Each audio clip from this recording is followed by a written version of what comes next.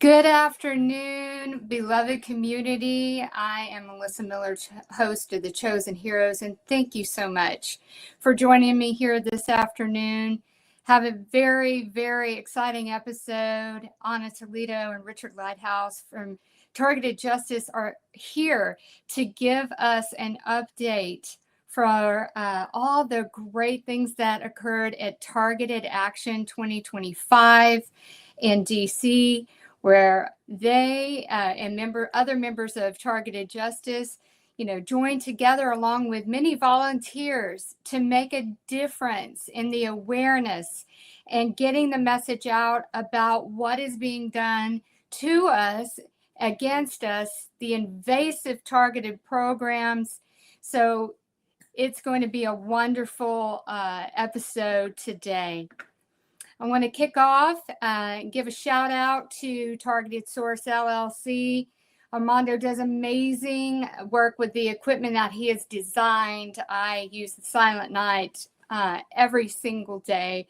I just look at how my targeting and my sleep was before I had the device of the Silent Night. And I can't say enough. So if you're interested in learning more about the Silent Night or the SK Great Reset Zapper or Dr. Clark Zapper that he has, reach out to him at silentnight.source@gmail.com. And I also want to give a shout out to Tranquility and the beautiful job that she does at organizing all events related to targeted individuals at tievents.org.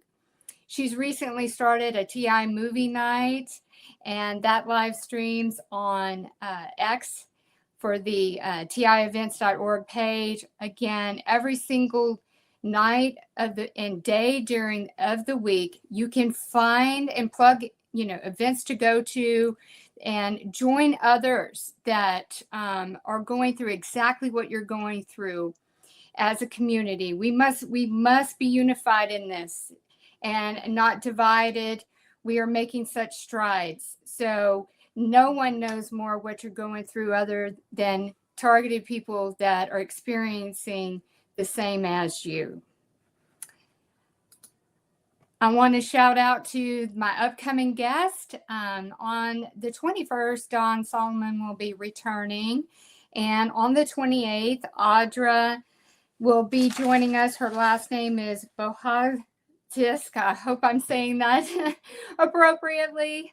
On October 5th, very inspirational guest that will be joining us, Melody Hobson. You don't want to miss out on these amazing ladies that will be joining the Chosen Heroes, coming up on a future episode.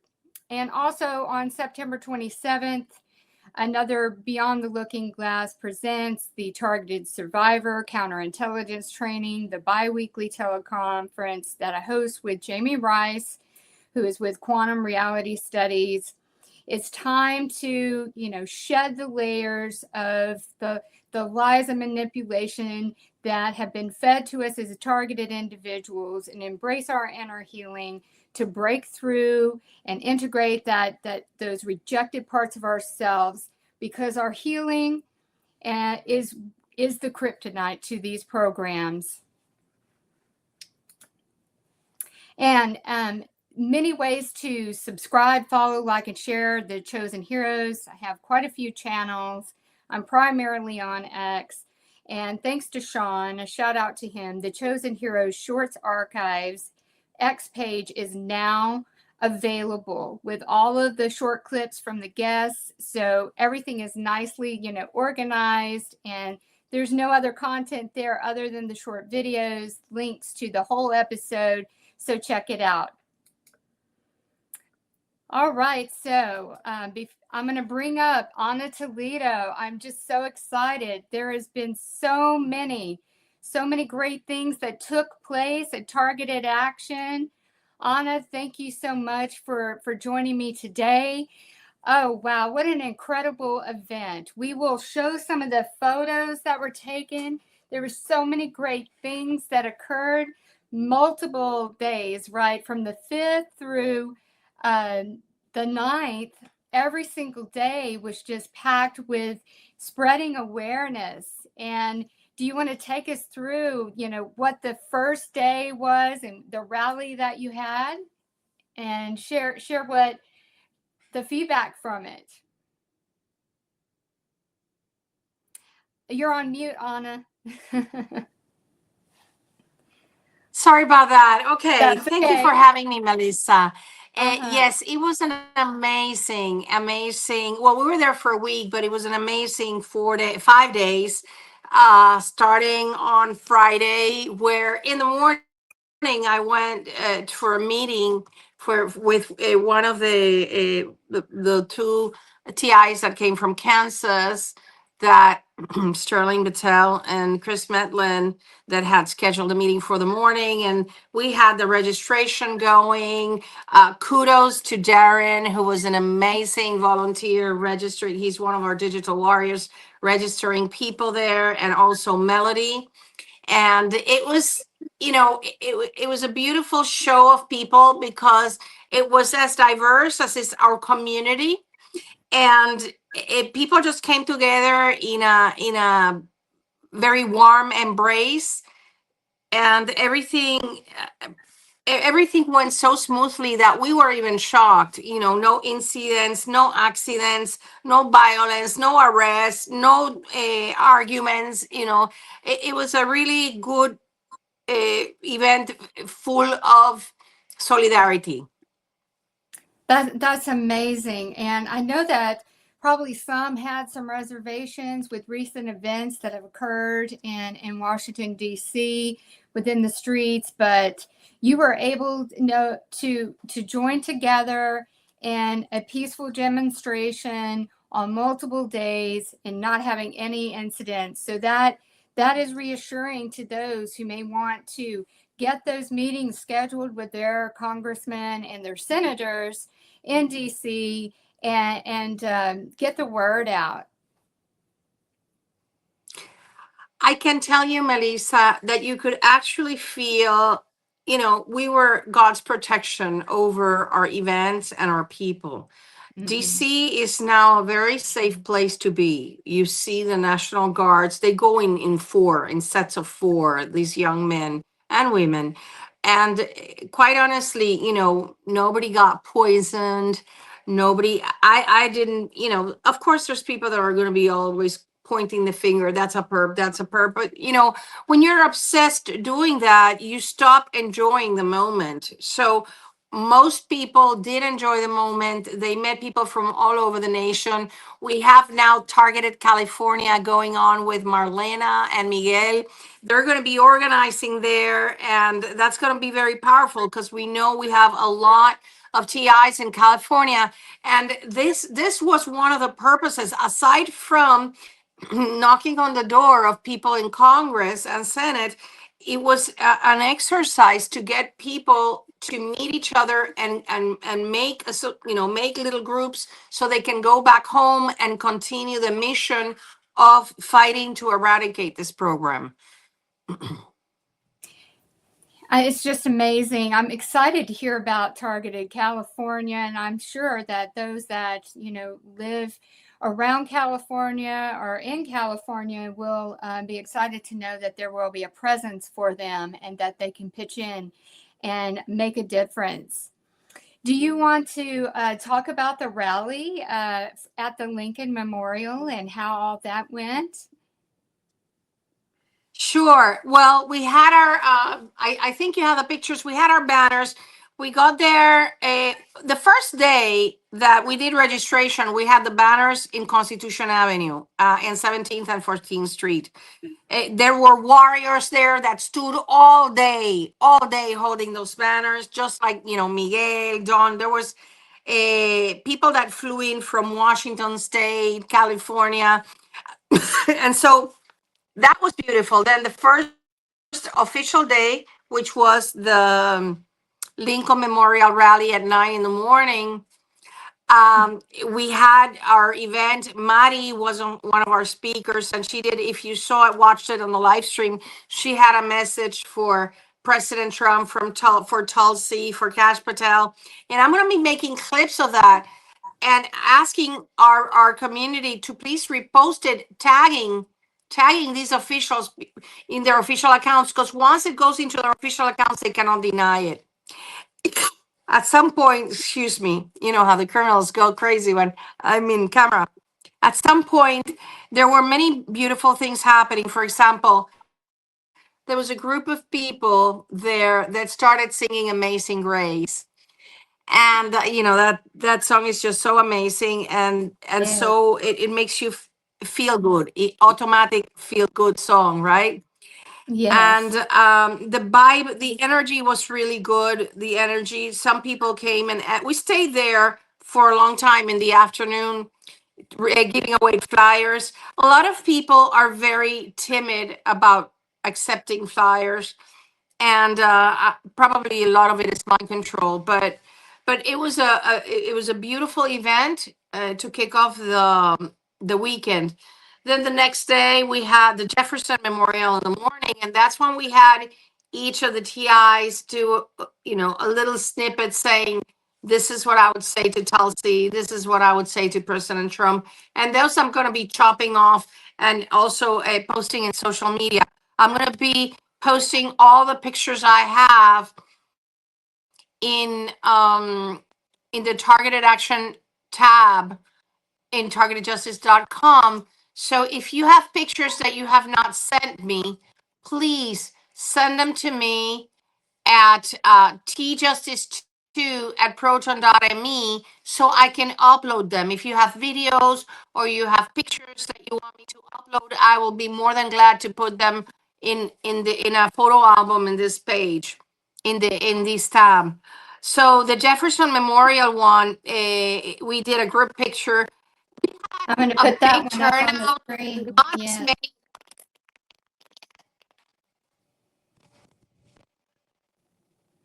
The There you connection. go. There you Okay. are. Yeah. Oh, Okay, well, that's not everybody. That's, I would say, 1/3 of the people that showed up. We had mm-hmm. around 80 people that registered, Mm-hmm. even though 300 had registered online.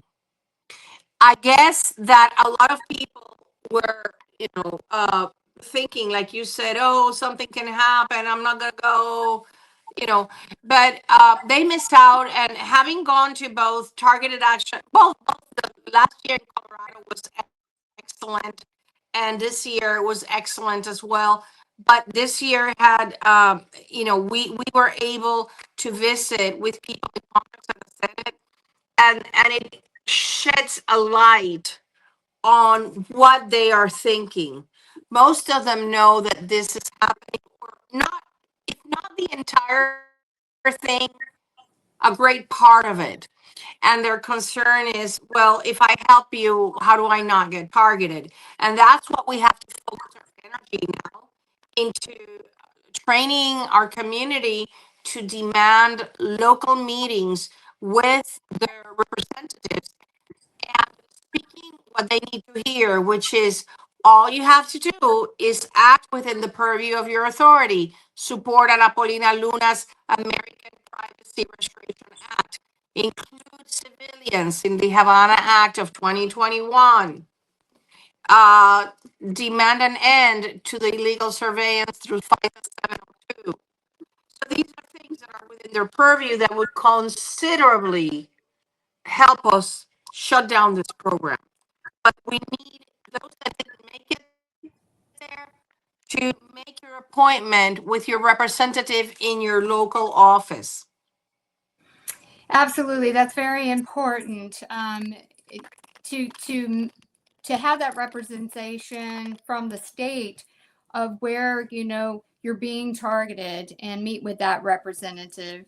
And Anna, your mic has been going in and out. Is it a handheld one? Because it's like kind of going in and out. Because it's the It's the iPhone. So I don't understand. Can you hear me? Yeah, it just keeps going in and out, you know. It just kind of freezes up. Can you hear me clearly? Yeah, I hear static. Yes, but I hear a static. I hear static on my side, and this is weird because I had to get a new phone because I left the phone in the car, and this, you know how these perps are. It disappears, but I take entire blame for it because I shouldn't have been absent-minded, and I shouldn't have left it in the car. So this is a new phone. It's not supposed to be doing that. But of course, you know how the criminals are. That they cannot stand that we do a single little thing without interfering with it. So let's just try to Right. get ahead. Keep on going with it. Yeah. Okay. All right. I'm going to bring up another photo. So this was this at the registration or what was going on here in this photo? Hold on. It's really I can't see the picture yet. Can you hear me? It's still really jarbled. Okay. Let me try to get this one. This one doesn't have the camera, but at least you're gonna have to. Let's go do this. Okay.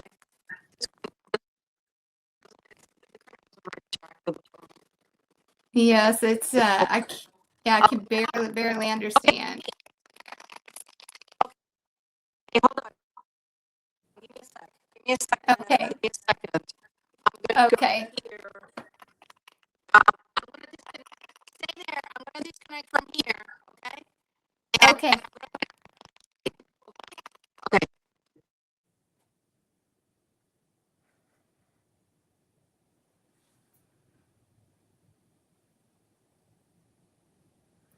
All right. And while Anna rejoins and reconnects, I'm just going to go through some of the wonderful pictures. I thought it was just amazing. Here is one of the banners. It looks like it's outside of the FBI headquarters. And there's Richard and a volunteer, and you know, right there at the entrance of when the workers of the FBI building were coming into the parking lot. So strategically, they were there, you know, spreading awareness, holding the banners. And I also want to make sure that everybody knows that every day Anna was doing live recordings at, you know, during the rallies and flyer, distribution and holding the banners and such. And each day it was a live stream through Rumble. It was on X. I've reposted the videos on the Chosen Heroes X channel too. You can watch those live streams, and it's just really inspiring the amount of people that were there, you know, to those that are targeted, sharing their testimonies. It's just it was so heartwarming and so motivational to see them there and representing us all around the world that are a part of this program against non-consensually, you know, out there explaining to others and, you know, talking to those that they are distributing the flyers to about the directed energy weapons being used against innocent civilians, men, women, and children all around the world, having to be subjected to torture and experiencing the anomalous health incidents of what all comes with that directed energy being upon us, and the psychological things and manipulations that, and the gang stalking, the voice to skull, you know, spreading awareness that this technology exists, yet it persists. And what not a better place to be in DC, you know, explaining and educating those and spreading that awareness that this persistence continues because those in positions to make a difference in the lives of the innocent being subjected to these experimental programs of, mind control, mind manipulation, central nervous system override, voice to skull, directed energy at the body, the things that our bodies are subjected to on a 24/7 basis. The isolation that being targeted brings to us, yet we are strong and we're standing in solidarity and we're unified in our front, saying we won't take this anymore. So that's why it was so important to be there, in the Capitol, where decisions and actions can be made to stop this injustice being done against us. So I want to share another banner that there was a image of that I was able to get. And this is from one of the live streams. And this one was directed at Pam Bondi and stating that stop the FISA lies. There's 278,000. And that number was, accurately recorded and represented from 2020. We know that number is much, much, much higher than it was back then. So let me bring her back up to the stage. It's connecting. It's awesome. On. Hi, Anna. Not on. Be careful, it don't fall. Hi, Anna. Okay, I'm here. Yeah. Can you hear me? Yes, I was just going over a couple of. I cannot. Okay, hold on.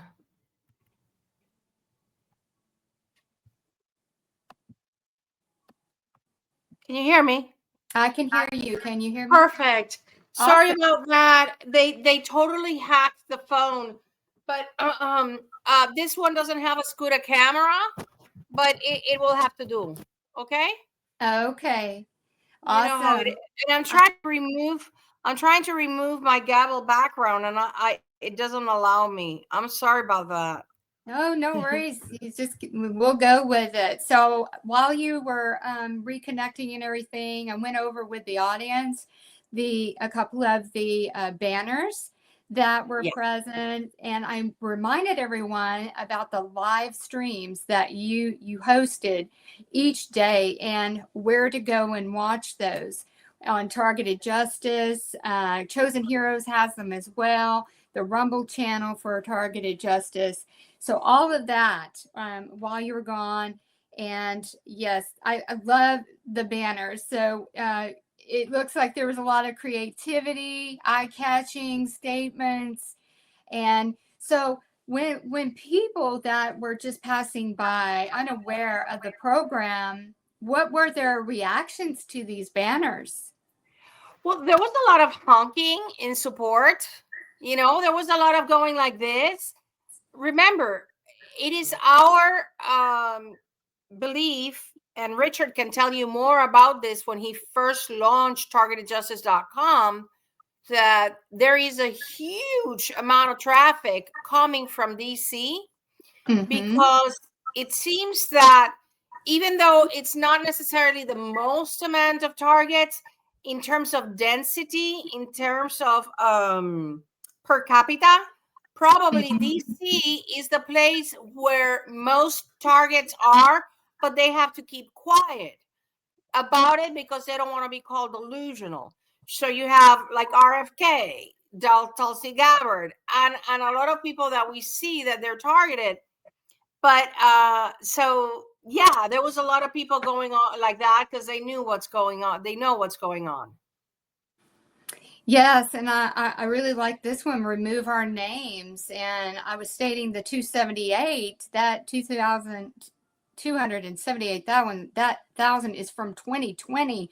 We know that number is much higher. And to remove us from the terrorist screening database, And the website, which is very catchy, which if somebody was passing by, they see that, that's easy to remember, targetedjustice.com, so they could go home and later look up and know what all of that was about and get more information.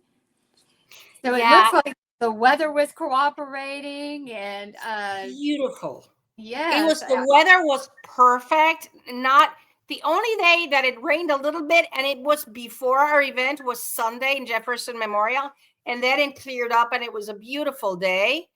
And then that lady that you see there, she's the sweetest, holding that banner that first day, the sweetest person. She moved, I think, from Arizona and is moving in Virginia.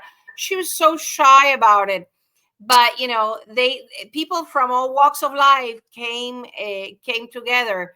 This banner in particular, the reason for the 278,000 is because that is the number that the FISA court cited on the FBI abuses on the applications between 2020 and the beginning of 2021, and Kash Patel included in his book Government Gangsters. So that is why it's such an eye-catching number, because this banner was created particularly for him, and thanks to Mr. Lighthouse, he was able to see it on the second day of protest at the FBI. So he'll tell you about that.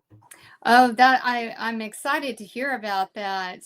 That we, y'all were able to get his attention to see this banner, and it's just a reminder that we are waiting for, him to take up action on our behalf. If anybody knows what it's like to be targeted, he should understand.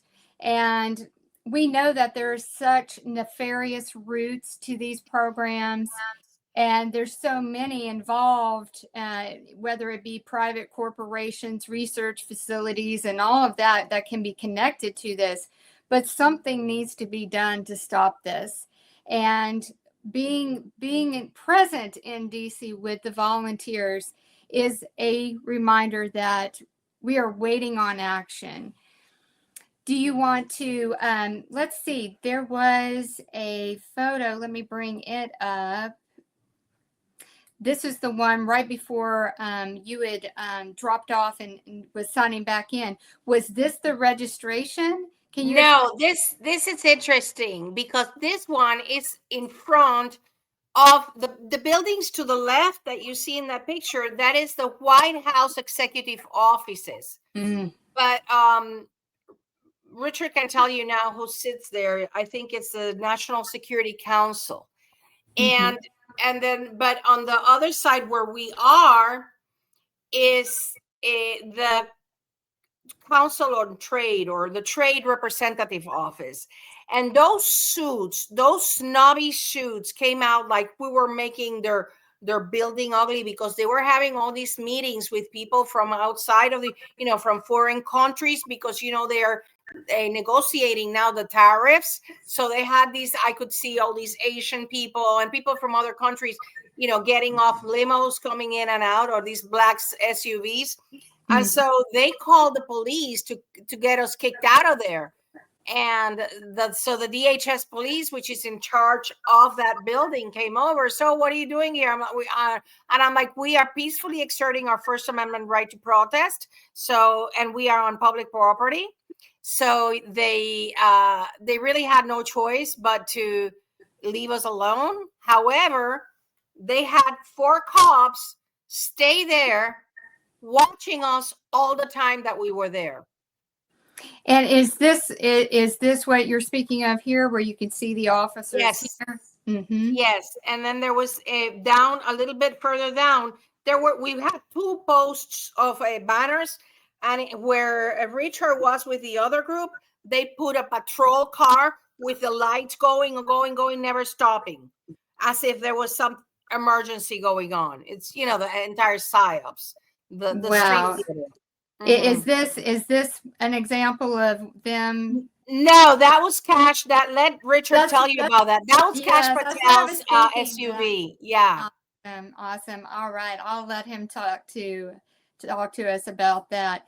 So out of all the days, what was your favorite moment with the rallying, with the flyer distribution and the banners? Out of all the days, which one really just sat with your heart? Well, God, I had so many favorite moments because we even went in front of I guess one of my favorite ones, because we laughed so hard about it. We went, Dominic Halpin, who is in our advisory board, he documented from the get-go everything. And he's going to be working on a documentary about our community. And so one day we went in front of the White House and did a little filming, and then as soon as I'm done saying something, this perp just goes by in a scooter. And it was just a hilarious moment, because for that evening when Dominic was reviewing his footage, it was, Dr. Sally and Maddie and I and Dominic, and we were just laughing so hard because we had gone through so much stress. Because I wish you could appreciate how much stress goes into planning and executing such an event, because we're always thinking that something can go wrong. The police can come and harass us. Somebody can break into a fight. So, there are all these, we might be missing something. The live stream won't work. There's always something going on, right? Right. And so that was a moment of just sheer laughter. One of the things that really that I think one of the most memorable moments for me was that there was a TI. She's homeless, and an awesome TI from New York, Steve, took her in with his girlfriend. Took her into his hotel room, and that just showed me, I guess that unless you're a TI, you don't do that kind of thing, and it just touched me deeply, because in the midst of so many horrific things, they have not been able to kill the flame of love and compassion in many of us. And for me, that was, I think, the most touching moment of the, there were many moments that I really loved. There was a TI that got there. She was all nervous and skittish. And by the second day of talking to her peers, she was calm. She was relaxed. She stopped the negativity, at least not so much. And I am so proud of her for that, because she's like, no, I can't do that. No, they're not going to let me. No. And this event proves that the criminals cannot stop you. When there's a will, there's a way. Because God knows, and I can tell you, Melissa, on the way there, I was so tortured on the airplane that I started to cry of the pain. It was unbearable. And so they did everything in their power to stop us. But our determination and the determination of all of those that made it there made it so that we could prove we can defeat the monster. Absolutely. And I had mentioned to you, prior to you joining the podcast, that on Friday of last week, I was targeted with directed energy on my face really bad. But, that just let me know that, good things are happening. If they're that desperate, to attack us so viciously, because we are using our God-given right to voice what has been done against us, if they're just grasping at straws, it's going to reveal itself in such a grandiose way, because they cannot silence us.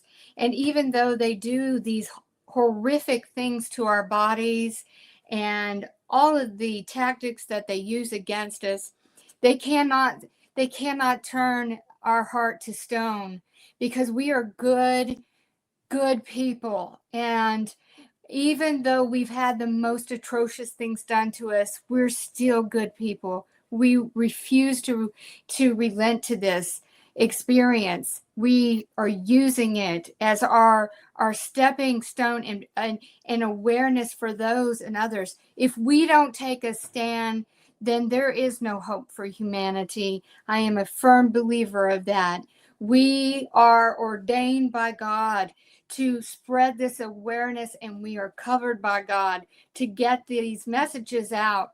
And no matter what little dirty tricks they try on us, very painful things that they do to us, we are still burning the light, the flame of awareness of what has been done to so many. Absolutely. I use the pain to fuel my desire to shut these criminals down. And I want to, and Richard will talk about it more if you want, but Team California, Marlena and Miguel and 3 others went up and down Embassy Row giving away flyers, because all of our TI friends outside of the United States have to know that this battle is not just for those covered by the Constitution of the United States, which is not being respected as it pertains to us. We are also fighting for you. And so all of these embassies got our flyers, and the Burns flyers and the TSDB flyers, so they are aware, because 95% of the targeted individuals are outside of the United States. So that was a really successful campaign that was done on the day of the Lincoln Memorial Day on Saturday. They burned, if you see the live streams, you will see how burnt my face was on the first live stream. It was completely deformed, but I don't care, because that's why they are providing the evidence of their malfeasance. It's there on the record, so they cannot deny it. Absolutely. When my face got burned on Friday, I did the teleconference with Jamie Rice. And then on Sunday, I didn't even try to cover it up on the teleconference. I posted pictures. The thing of it is when we continue on and it's recordable evidence of what has been done against us. Did they think we were just going to go run and hide and put cover ourselves with, a blanket and just hide and isolate? No, they are to know right now, by now, that the more that they press in on us, the more we come out and voice what has been done to us. Everything, the podcasts, the photos, the events, the live streams are all trackable, traceable evidence of what has been done, yet no one is interceded on our behalf. But we know that their system is crumbling. This cannot continue to persist with so many people being attacked. And can you tell me about, I know that you had meetings with congressmen and senators. Do you want to talk to, about some of those for the audience? We had with AIDS, and I talked to 2 one senator, 1 congresswoman, and like I said, one of their worries, which we have to dispel, is how do I not get targeted? But the pervasive message from them back is, we know this is happening, and we know this is happening. We just need to tackle it. We just need to know how to deal with it. I spoke to the senator. I asked her, are you a mom? She said, yeah. I says, this is happening to children. And she says, yeah, we're aware of it. So I think that the wheels are turning, but we need to make them turn faster. And that's why I said yesterday in my gavel, or day before, yesterday, it is my intent to move to DC, because from here, from Texas, I cannot do what needs to be done. I want to move there, and I want to run, walk through all those halls of Senate and Congress every day until we shut down this program, and get into meetings. I was fortunate to go into that meeting that Ron Johnson presided about the vaccine injury and the corruption of the doctors. And it was just so fascinating seeing all these amazing people, and Senator Johnson, whom I went and talked to. That is where I need to be in order to, force the issue and help shut this down. We can, this is no time to be shouted or to just sit here and wait for things to happen. No, I need to go there, and that's what I'm going to be working on the next weeks to just get myself there and work on shutting this down. That's amazing, and I've never met anyone with such a fire and desire to help. You truly are the voice of this community and what we go through, and you're our greatest champion, and you're a warrior of light, and that to make sacrifices to be in the front and center of where all of the action, where those decision makers is, that is a bold sacrifice for this community. And on behalf of me, and I know many others, I thank you for that, Anna. Thank you. It's just so. I'm gonna make it happen, Melissa. I when I get something between my skin and my bones, I make it happen, and I'm gonna make it happen because it just needs to happen. That is the one download I got while I was there. That if I get these people, if I get to talk to these people, I can get a consensus and we can get them to work towards our freedom. But from afar, it's very easy for our community. It's like Richard said, the banners, he said, and it's just amazing. He says, this is analog. This, the criminals cannot hack.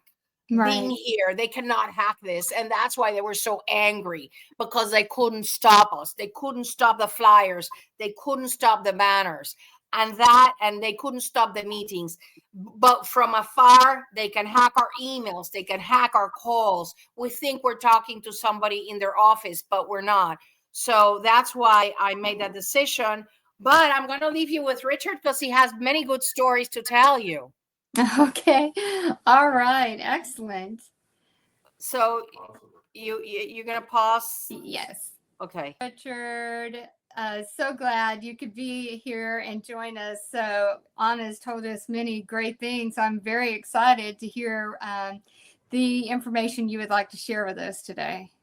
Yeah, thanks for having me on, Melissa. Thank you. So we're very excited about our trip to DC. We think we did a lot of good things. I think we properly represented the TI community. We made inroads in terms of exposing the program to many of the embassies who may be misinformed about what the TSDB is and how it's being used. So very pleased with some of our successes. And yeah, so if I can, I'll go through kind of a day-to-day list of the things we did. So Friday, we started doing registration. We did some banner displays on Constitution Avenue, which is just on the south side of the White House.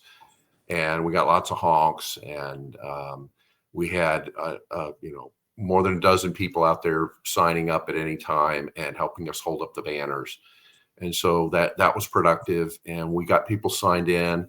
Keep in mind, we've got a lot of guys people that came from all over the country that have never met another TI. So for them, just to meet another TI, and that for those of you that remember the first time you got to explain to another TI what was going on with you, it's very emotional. Absolutely. And it's very rewarding to actually have somebody listen to you and believe you and say, yeah, oh yeah, I've experienced that too. So we did a lot of that, a lot of sharing. And we went to dinner. And then on Saturday, we met early at the Lincoln Memorial.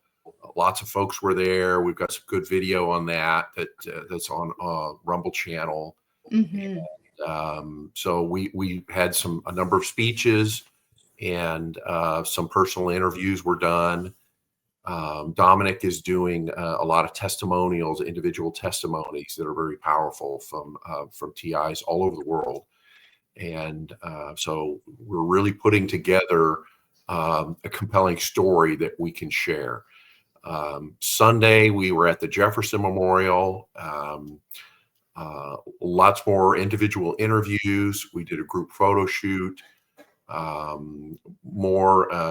There you go. Yeah, that's More than 30 people were there. Some people were shy, camera shy, and didn't want to participate on camera for various reasons. That's okay. But we had a good group. A lot of volunteers went out of their way just to be there. And for some of these TIs, taking off work is a big deal. Right. So plus the travel expenses, and we understand that. So it's very helpful to see the look on their face and to see that they feel like we're exposing the program and we're going to get it shut down. So let's see. Then we went on. Then we did FBI. So Monday and Tuesday, there were lots of meetings with congressmen and senators. Targeted Justice leadership team went to some of those, but some of those were also done individually by TIs that are in various congressional districts. So we don't have a good count of just how many meetings were done. I want to estimate around 15, maybe 20. We're going to follow up on those to see if we can get some productive feedback. So our goal really with these meetings is we'd like to have a hearing similar to the church committee hearings in the 1970s. We need to have the impetus. We've got to have compelling evidence. We've got to have a list of people that can sit up there and tell what's going on and make a continuous story that this illegal program has been going on for decades and has got to be defunded and shut down. And so we're not quite yet at the hearing level, and we need to keep pushing on these congressmen and senators to say, what do we need to do to get a hearing? What is it going to take? Right. How much information do you need? And I understand their concerns. So we're trying to address their concerns and put together a viable hearing. So we keep pushing on that. In the meantime, we had other folks that were not meeting with congressmen or after their meetings. We met at both the FBI and the DOJ headquarters. We had some really good banners up there. We had banners that were directed at Department of Justice, Pam Bondi and Ed Martin. We had FBI banners for Kash Patel and Dan Bongino. So all of these are helpful in getting the message out. So we had these banners on display first thing in the morning for the thousands of employees that are showing up for work, either via car or they're riding in on Metro Rail, and then they come across the street and enter the building. So we tried to give them flyers. They definitely saw our banners. And, some of them, we had various comments from some of them. Some of them were like, one of the comments we got from an employee was, yes, we are well aware of the FISA abuse. It's being worked on or it's being looked at. So they're aware of it, but we need to keep pushing on them to get some progress. We also got some other comments. One FBI employee was walking in and said, well, you guys got a lot of nerve. Like, you don't understand who you're messing with. I didn't say anything back to him. I should have said, oh, yes, we do. And that's why we're here. But I think there's a misperception on some of their parts about who we are and what we're trying to achieve. We're not trying to ruffle feathers. We're trying to get a specific program shut down. And that is certainly within the policies and procedures of FBI headquarters. We had one FBI employee told us, well, we don't do investigations out of this building. That's all done at the FBI field office. And I said, well, the policy that allows 3-year-old children onto the terror screening database, that is something you can definitely deal with in this building. Right. And, so the points that we want to make for the FBI and DOJ is 3 major points, and this was on our flyer. And we distributed that flyer for folks that didn't see it. If you go to our newsletter that we published about a week before we went to DC, we published 3 flyers, one of which says, here's our 3 main problems with the TSDB. 1, 97% of the names have no known ties to terrorism. That's not our opinion. That opinion came from the Office of the Inspector General. Right. That's their job to look at and audit these things.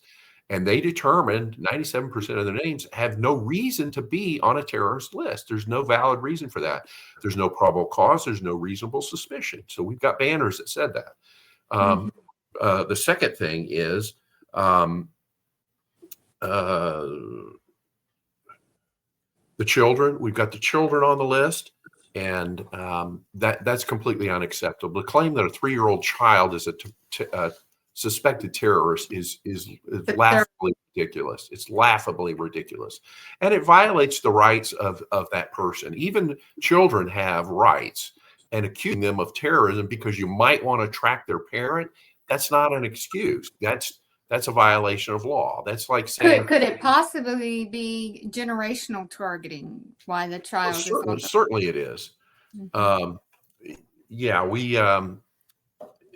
there's no valid reason for making accusations against someone that didn't commit a crime. If you suspect the parent of the crime, then go arrest them. There's got to be probable cause and reasonable suspicion. But then to extend that to a child who clearly hasn't committed a crime and has no basis for reasonable suspicion or probable cause, it becomes a joke. It's just wrong on so many levels. And whatever dogma they want to bring up to justify it, it violates the Constitution. You can't follow somebody because they know somebody else and accuse them of a crime. They're basically accusing you of a crime as a justification to try to get to somebody else. And again, neither one of them have reasonable suspicion or probable cause. The TSDB has never been used to stop an act of terrorism. That's huge. It basically tells one of two things: either FBI is grossly incompetent, or number two, that's not the real purpose of the TSDB. The fact that 97% of those names have no known ties to terrorism, it tells you what the real purpose of the list is. It's a blacklist, not a watch list. Right. They're compiling a name of people that they want to say are bad guys, and they're going to harass them. And there's no justification for it. There's no reason to do it. And they know that it's unconstitutional. The FBI field office that nominated these names bypassed their necessary constitutional review and sent the names directly over to the NCTC so they could get away with the not having to do the constitutional review. So all of that needs to be exposed, and these names need to be removed from the list. And we're going to do it. We're going to keep pushing. We're going to get this done. For those TIs that don't understand it, this database, if you can get your name removed from it, then there's no way for them to attack you with weapons because you're removed from the system. So this database list is the system. By removing the names or shutting down this list, then it makes it moot for all of the directed energy weapons, the voice to skull. They have to have a central database that gets distributed every day through NCIC, which is a division of the FBI. And this database is sent all over the world according to the treaties that they've signed over many decades. So this is one of their weak points, is the TSDB. So this is why we're driving so hard to try to get the names removed from this list. We also visited the White House Executive Office building. As Anna mentioned, this is where President Trump's closest advisors sit. And this is a big building. There's thousands of people that sit in this building. You've got the National Security Council and all their staff. You've got the president's personal attorneys. You've got advisory boards for environmental, for military, all these different advisory board groups and advisors that work directly for President Trump. So this, by reaching out to them, we're hoping to affect their decision-making process. Secret Service certainly has an office in that building, as well as providing security for the president. So it's a key point in terms of exposing the program, is going directly to his advisors, and that's what we did. So the embassy, Anna mentioned the Embassy Row. That's very valuable for TIs internationally. We didn't forget about you guys. We went up and down Embassy Row, more than 100 embassies, countries all over the world, handed out flyers. We did both these little cards it's a diagram card describing how the tracking works. And we handed out some of these flyers that I had mentioned earlier. So we're raising awareness. What's interesting about Embassy Row is these guys are just as the United States is when we go to a foreign country, they're trained intelligence agents. Okay. These aren't just nice guys that work for the State Department and they're really good at shaking hands and doing diplomacy. No, these people are trained intelligence agencies. They're not just State Department personnel. And by the way, most State Department personnel that are stationed in a foreign country have been trained by the CIA. The CIA has direct involvement in their training, direct involvement in who gets assigned, and you can be certain that other countries do the same thing. When they send somebody over to the embassy in Washington, D.C., those guys are spies. They live and breathe intelligence and rumor and innuendo, and they want to know all the little details of what might be going on. So we're giving the information to the right people that are going to go out and research it and check it and see what's going on. And quite frankly, I don't think most of them know what's going on. They don't know what the TSDB is being used for. They don't know how the weapon attacks are arranged, and we're providing them those details. So that's certainly very helpful to TIs in foreign countries. And we'll keep pushing on that as well. But it sounds like you really created quite a buzz and, stir, being able to, pass those out on the embassy row. And that should bring comfort to those that are being targeted outside of the United States. And on their behalf, I thank you for keeping them in mind during this very, very important event this year. Were there any that you came in contact with during the embassy row? Any comments? Or were they just receiving the information to take away and look at it later? There were some conversations. I was not there on Embassy Row when they were being handed out, but we had several people that were going up and down on both sides of the street. It's Massachusetts Avenue on the northwest side of the White House. There's a long, it's a major avenue, but these very, I would say, elegant mansions have been converted into embassies. International embassies have been acquired. And what's interesting is when you step on, they're generally surrounded by a gate of some kind. And when you step on their property, you are literally in the property of another country like Uganda or France or whomever. So that's no longer American soil, and it does not belong to the United States. That property belongs to the government that owns that property. And that's one of the interesting things. And the same thing is true when the United States has an embassy, say in France or Spain. That property is actually U.S. property. So it's an equivalent trade. You can't send policemen onto the country of a foreign soil and arrest them. That would be inappropriate and illegal. And so you'll see all these vehicles in Washington, D.C. that have diplomatic plates. They're like a light blue color, and it'll start with the letter D. And diplomats, even in Washington, D.C., have a lot of immunity. So unless they've actually, if they run a red light, I guarantee you the police are like, nah, that's a diplomatic plate. I'm not pulling them over.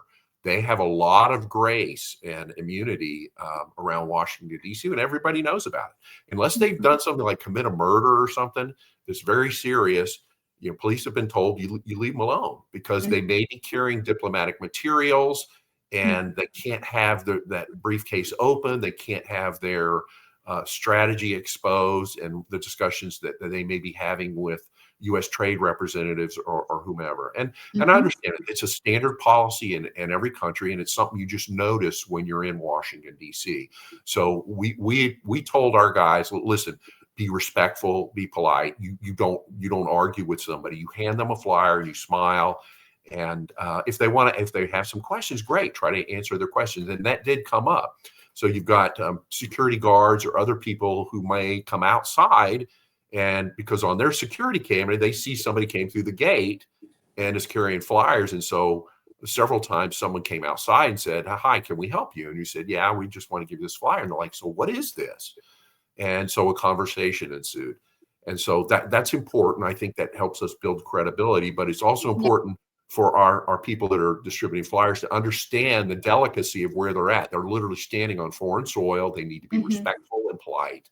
Right. And so we emphasized that to our folks while we were there. So very interesting. And I know our guys got a big kick out of it, just seeing and interacting with all of these diplomats, some of the things that are going on. So we're very pleased that we could help our TIs that are in foreign countries that need exposure, particularly in the small foreign countries. I mean, they're being targeted. Their cell towers are being hacked and used without the government's permission, certainly without the private company's permission.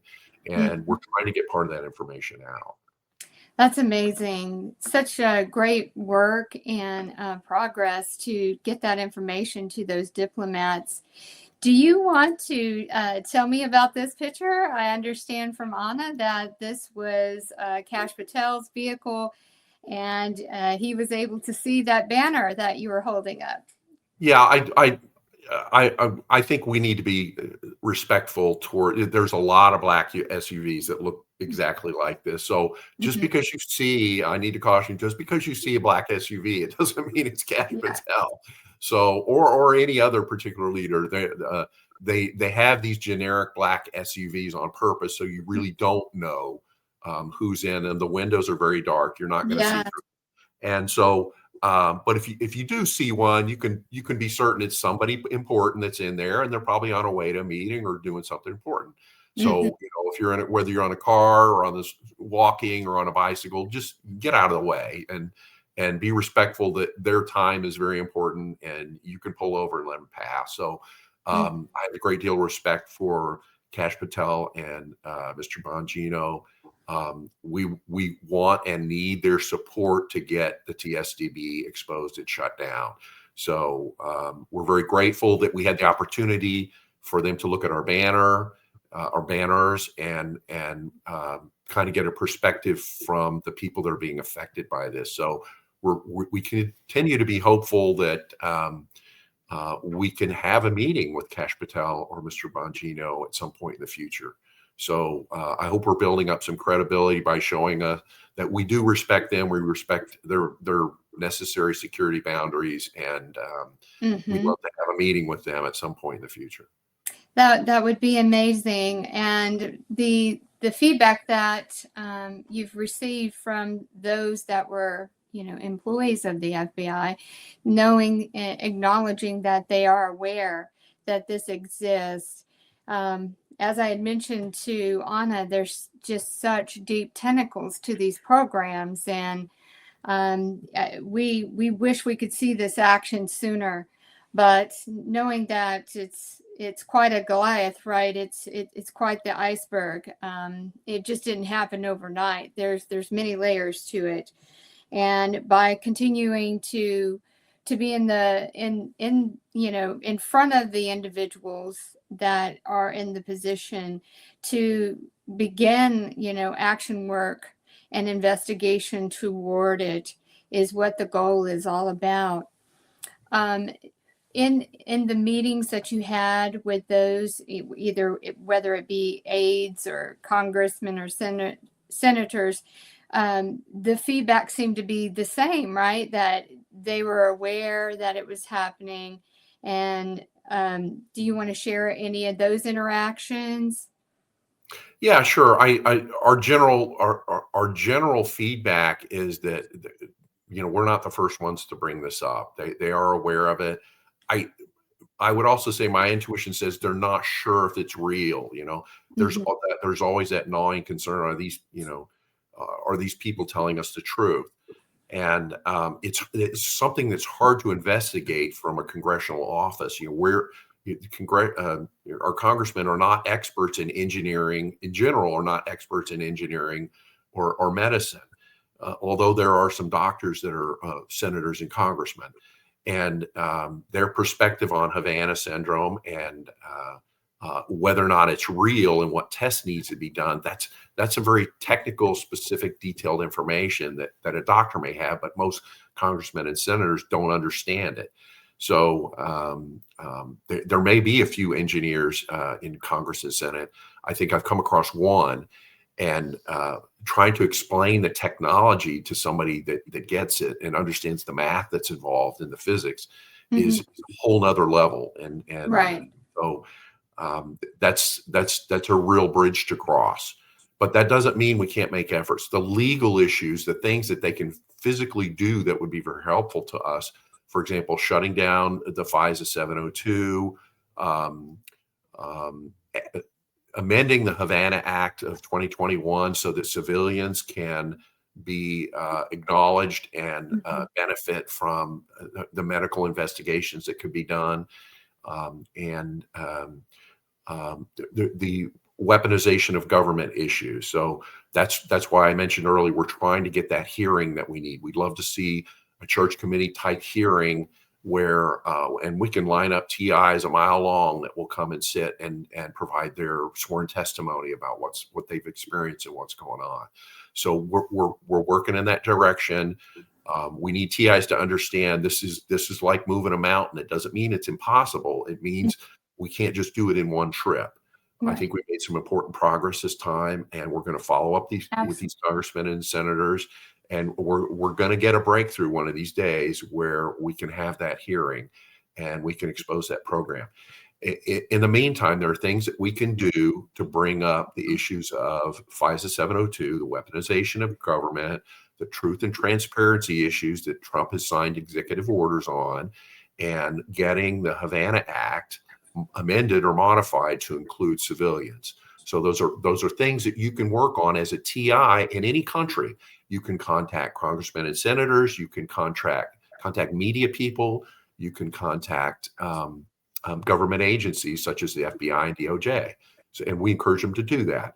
Be respectful, be polite, and you're going to get a response. But if you're going to make accusations and say you're all crooked, you're all whatever expletive you want, you're not going to get any progress. So let's be respectful, contact them, and no, just contacting once and going, well, I tried. That's not good enough. These guys have lots of issues and lots of priorities, and we're not on the top of the list, unfortunately. So we need that momentum of thousands and thousands and thousands of contacts before it sticks. So please help us. If you're a TI out there who wants to do something, go to our website, targetedjustice.com, and we've got a list under activism that says how to fight back. And you'll notice we always advocate for nonviolent methods. We never threaten anyone. We've got a whole list of dozens of things that you can do as a TI anywhere in the world that can help to shut down this program. So we encourage you to do that. Absolutely. And a very important point is, I know that because of what we're subjected to on a 24/7 basis, emotions can be high, anger can be involved, but we need to be tactful when we are spreading awareness and making contact with those. Because you think about it, if somebody comes up to you, shouting obscenities and, all of this brazen language at you, your natural response to that is to build up a wall and be defensive that this person is a threat. We need to be cohesive in our message. We need to be factual. We need to try to make sure that our communications are non-emotional, and because the facts and the truth support what we are trying to represent. And if you're unsure about your communication, there is a plethora of information that you can use as a guide for your own communications and posts and letters. And when you are trying to make contact to these organizations. So that's very, very important, because we don't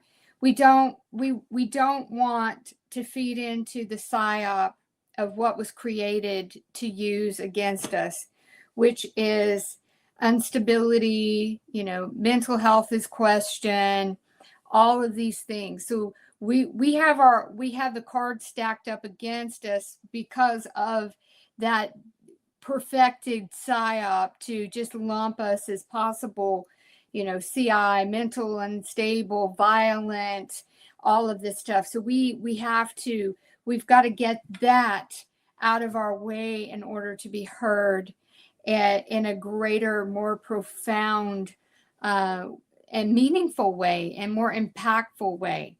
So we have to be very tactical in our communications and in solidarity too, and in unison, that we are just reporting the facts of what has been done, and we need attention on this matter. Yeah, absolutely, Melissa. So we look forward to sharing more information as we have updates. Mm-hmm. And we'll try to do that through your podcast and through the legal issues that come up through Anna's gavel every Wednesday. So stay tuned for that. Can before we go, can you talk about a couple of meaningful moments from as the TIs shared their testimonies and they were brave to take the mic? I know, me personally, on the live streams, if those have not taken advantage of watching those, it really is heartwarming. The bravery of those to speak out. And again, we are all going through a lot of similarities, and then there are things that separate us, our targeted journey versus someone else. But to hear those, it's very inspiring. And I really want to encourage people that have been going through the targeted journey to consider, broadcasting, attending a podcast, being on the Chosen Heroes and telling your story, because this is traceable, trackable evidence of wrongdoing and civil violation, and all of the things that we go through as a targeted individual. So were there any stories that are sharings from those within the community that touched you during the various events that you'd like to share? Well, yeah, there was one funny moment. The second day we were at the FBI headquarters, and we're standing right outside the main gate. So this is where basically the way the pecking order works, and this is true for any corporation or any government agency, there's inside the building, the parking garage only can handle a limited number of vehicles. And then basically you got to use private parking, and they may credit you that as part of your compensation, but you can't park in the garage that's very convenient where you just get in the elevator and you go straight to your floor. That's reserved for the executives in the building. So what you can deduce from that is that the vehicles that come and park in the garage in the FBI building, those are the executives. Okay. You see the logic of that. So we know the people we want to reach, those executives, are the ones driving in. That's where we're pointing our banners. There's lots of people that take the metro rail in, or they walk in or ride a scooter or bicycle. And you'll see those coming from both the front entrance and the back entrance to the building. And there's a lot of security interests. So you can't just enter the building in any location. If you're an employee, there's only 2 places you're allowed to enter the building. And when we were there the second day, there's one of the FBI security guards, and they've got like 5 or 6 of them that just stand around the front entrance directing traffic in and out. And there's one particular guy, and I had chatted with him a little bit. I'm not picking on anyone particular, but the second morning we're out there holding up the banners, and the way he asked this was pretty funny. He said, and he knew Anna's name. He says, "Is that attorney Anna Toledo? She's not coming back again today, is she?" And it immediately struck me the way he asked. He said, "Oh my gosh, these guys are afraid of Anna." Her name, and of course Anna never introduced herself, but this guy knew Anna's full name. He knew that she was an attorney, and he was concerned that she might be coming back again that second day. So quite an effect on them, and apparently they were warned, do not mess with these people. They've got a good attorney and it will be a problem, so be nice. So I know that they got to talk, and I shared that with Anna to let her know that they definitely are aware of her ability as an attorney So that was funny, and we had a number of TIs share their stories. You know, we had TIs literally come from foreign countries as well as all over the United States. Some of them drove, some of them flew. We met some homeless TIs that lived in the DC area. And so one of the things we're trying to do, and I keep pushing on this, we're trying to get TI groups formed. And I have to emphasize, don't isolate yourself. That's not good. And TIs get into this mental state of, I don't trust anybody. I'm not going to trust anybody. And I get it. Unfortunately, that's what the criminals want you to do. Isolate yourself. Don't do that. You need to be a part of a group. Either form a group or join a group. We've got TI groups all over the United States and many in foreign countries.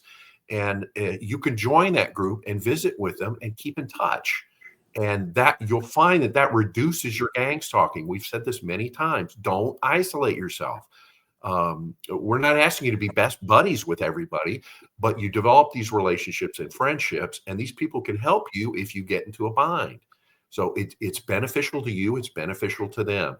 If you go to the website, tievents.org, they've got a tab under there that's state contacts and identifies many of the groups that have already formed that have like a monthly coffee shop meeting. We recommend that. Saturday morning coffee shop meeting is what seems to work really well for these groups.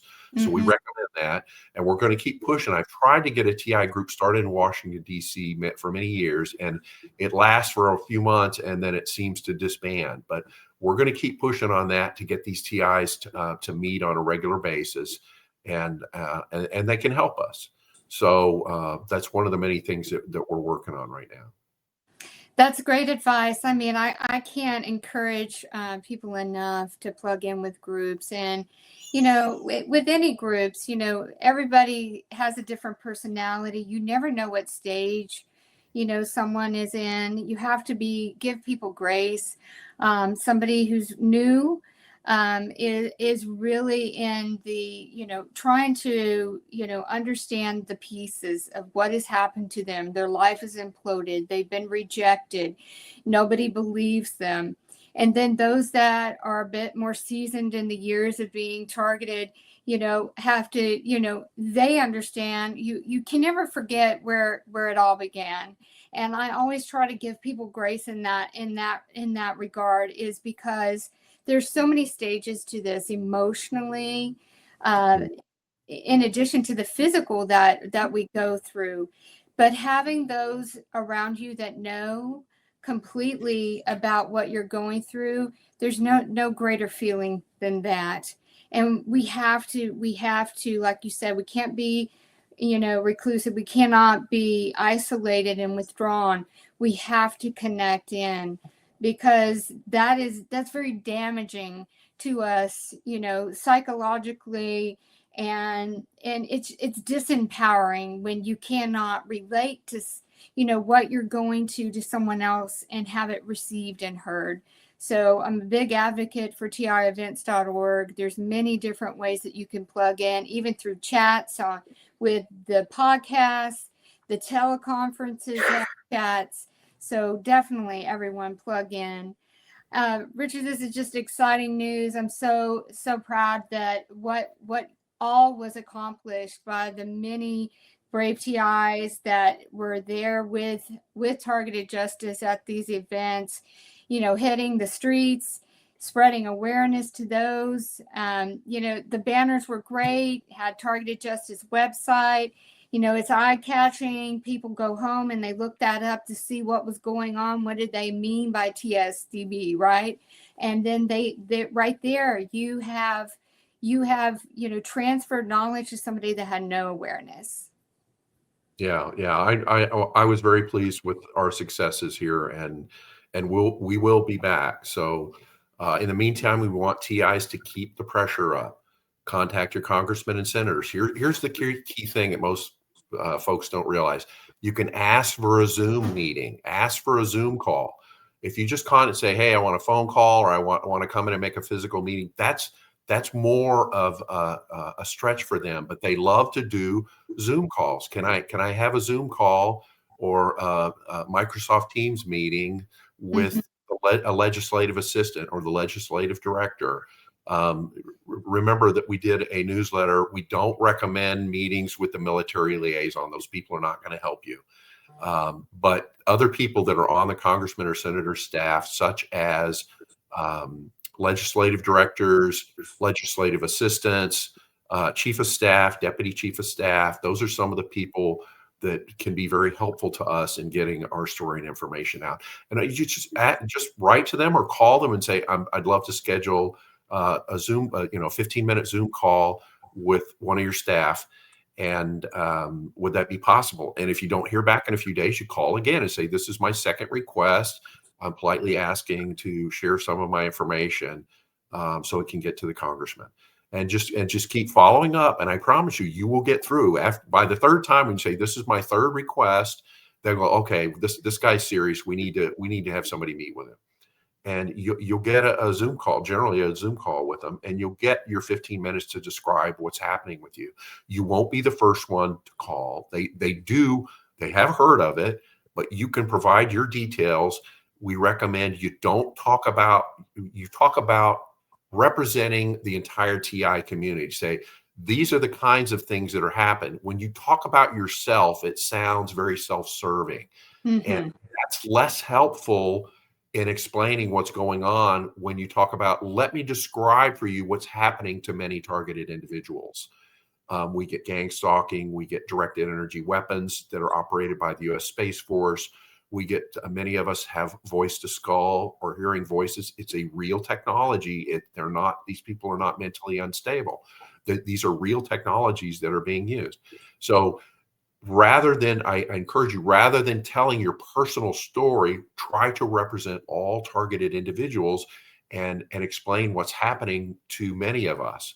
And you'll find that it's better received. You'll find that they're more willing to listen to you rather than doing a very self-serving, well, my neighbor is doing this gang stalking to me and the policeman won't help me. That's very self-serving. Yeah. They're more inclined to listen to you when you represent the entire TI community. So we encourage you to do that. Yes, I mean, that's a very good point, representing the whole. This is the examples. When we get too far into the details about our personal experience, that's where I think that they start to question us, because nobody can get exactly what we go through at that granular detail. But if we are prepared, Targeted Justice has so much great content on how you can represent as the whole. These are the things that people are experiencing. And then mentioning voice to skull and having, the patent numbers and information that support this. This technology is out there. It's so, hard for people to digest that it can be done against innocent civilians. But again, why would, children be on a terrorist screening database? These are all of the points. The flyers that, Targeted Justice has published has great bullet points of information to discuss in your meeting. You've got to be prepared, because you've got to make that 15-minute count when you do get the ear of someone that is, connected, to the Senate and Congress, even if it's, like you said, a legislative aid. But when you do get that time, make it count and be prepared and speak about the community as a whole. Don't go into the unique, individualized experience of what the targeting program is, but keep it, global. Correct. Yeah. Keep the big picture view, and your information will be better received, and you're more likely to have that presented to the congressman or senator. So that's our suggestion. Well, this has been so enlightening and so encouraging that, we're putting the waves out there. We're getting acknowledgement that, those understand that it's there. And we're holding them accountable by being that squeaky wheel of going, okay, something's got to be done. The future of humanity is dependent on this. we don't want children, growing up in an experience of being subjected to government weaponization, directed energy weapons, and going through what we are personally going through, month after month, year after year. We have to be the ones that make the difference, and to speak out and to continuously do it and not give up. The squeaky wheel gets the grease. We can't just try a couple of times. I know it's disheartening. We want things to move faster, but we have to continue the momentum. So, Richard, thank you again so much. Any parting words or advice for our community, or anything else that's coming up that our community should know that Targeted Justice has in motion? Yeah, keep the faith, stay strong. I know that you have good days and bad days. We do too.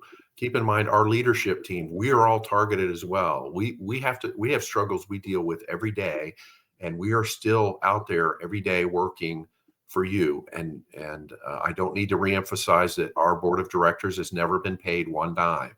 Our volunteers that have put in thousands of hours have never been paid one dime. We do this because we care. And we want to emphasize that. We want you, don't lose the faith, stay strong. Go to our website, targetedjustice.com, and under the tab that says activism, there's an entire list of things you can do under how to fight back. Dozens of things that you can do, contacting your congressman, contacting media, contact the United Nations. There's many, many things that you can do. You can get involved. Don't sit there and wait for the system to take care of it. You can get involved and help us fight back. Yes, and everyone should know that their voice matters, no matter how you've been degraded, the things that you've been called, and those labels, those are not yours to carry. You are a child of God, and you have a divine birthright. You are not born to be subjected to this. Use your most powerful weapon, which is your voice, and speak out about what has been done in these programs. So again, thank you so much, Richard, for joining me here today and sharing this information with our audience. And thank you, Anna, as well. I'm so excited to see the upcoming post that will continue from the event for Targeted Action. Very exciting to know that Derek is putting together a documentary for our community. I mean, we have really exciting things in the works. So again, thank you so much. And I really appreciate you joining today. And thank you, Melissa. All right. Thank you. God bless. And everyone, tune in next Sunday. We'll do it again. Thanks so much, everyone, for your support. And please be sure to check out targetedjustice.com. If you feel that Targeted Justice have helped you in any way, please consider a donation. They also have a gift shop with a bunch of variety of different items that helps. And all this effort, these banners, these flyers, the trips to DC, it doesn't come for free. So we appreciate your support as a community, and God bless everyone. Thank you for joining in. Thank you, Melissa. Thank you.